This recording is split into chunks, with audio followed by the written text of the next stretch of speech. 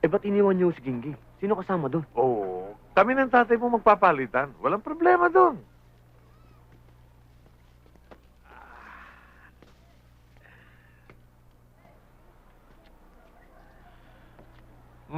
Mukhang nakabenta ka na naman, ah.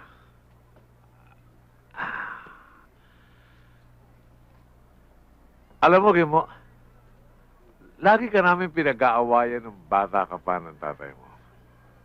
Lagi raw kitang kinakampihan, eh. Sa bagay, totoo naman, eh. Spoiled ka sa akin, eh. Eh, nag-aabogado pa ako, huwag ka lang mapalo. Ano ba gusto niyong sabihin? Ngayon ay nasa wastong pag-iisip ka na, Gimo. Hindi na kita kayang ipagtanggol sa tatay mo. Pero, mali. Kahit sa ang gulo ko tingnan, mali, Gimo.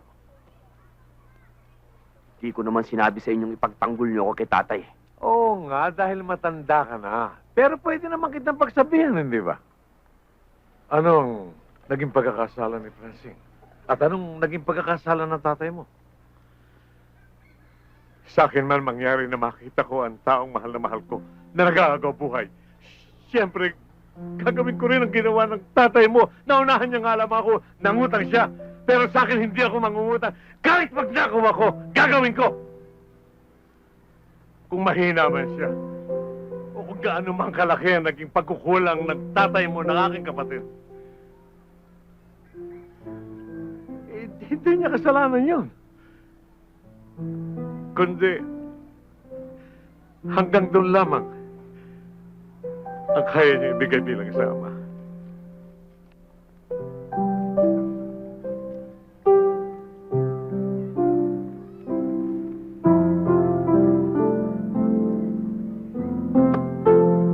Nakausap ko na ang doktor ng Gingging.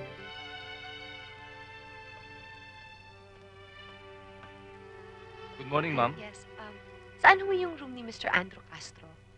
Alam niyo ho bang darating kayo? Actually, surprise visit lang. Ah, ganun ba? Room 502? 502. Yes, Thank ma'am. you.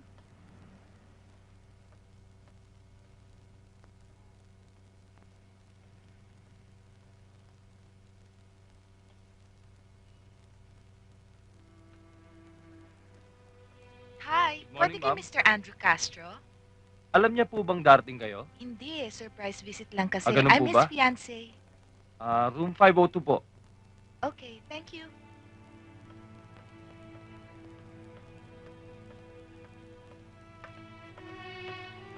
Hi.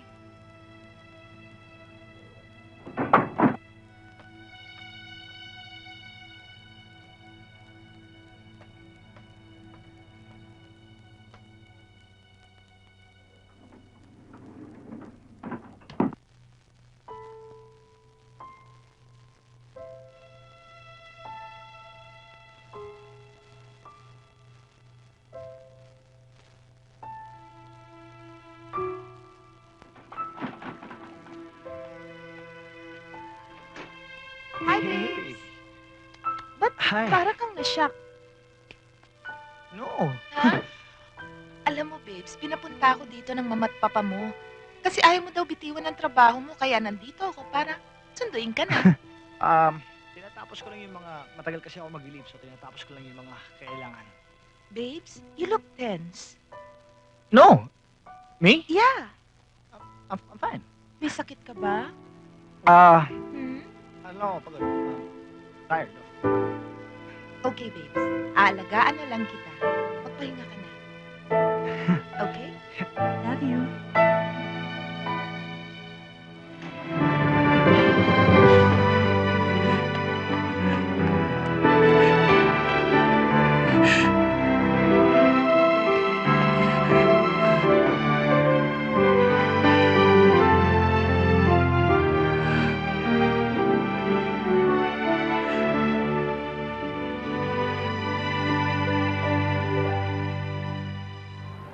Dinala mo ako dito para manood ng commercials? Ng ganitong oras? Anong oras na ba?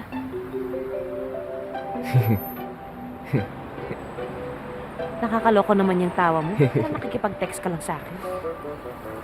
Ah, siya nga pala. Hmm. Galing ako sa placement agency kanina. Hmm. tinatanong nila yung tungkol sa renewal ng contract ko. Anytime, pwede na akong umalis. Oh, yun naman ang gusto mo, di ba? Depende yun sa'yo.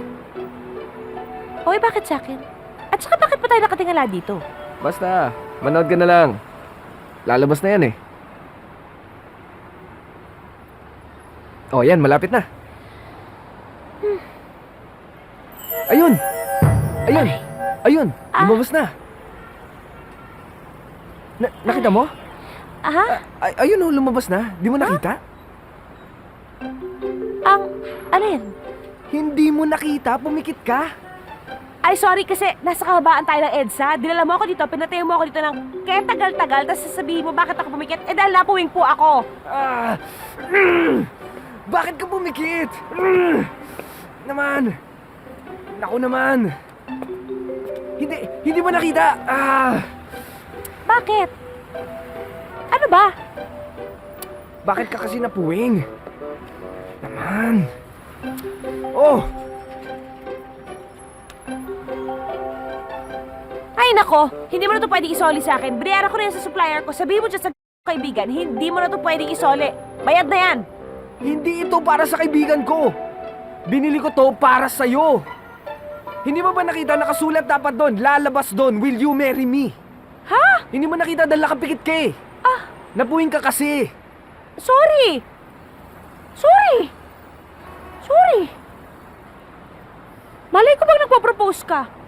Ulitin mo, sa lahat na nagpo-propose ikaw ang Ano? galit? Hindi ako Ipariwind galit! mo! Ipariwind mo, hindi ko nga nakita. Hindi ko pwedeng ipariwind yan dahil mahal! Hindi mo ba alam kung gaano kamahal yan? Sos! Mag-propose ka uli. Yung hindi galit, yung malumanay, yung malambing, mag-propose ka. Mag-iisip ako mabuti. Mag-propose ka na. Oo, sige. Ito. Will you marry me? Hindi ka luluhod.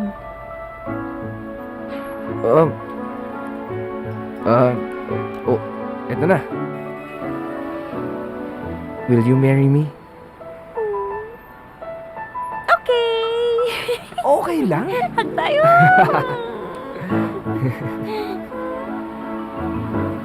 Ako pa talaga pinapili Usap mo na. mo, ha?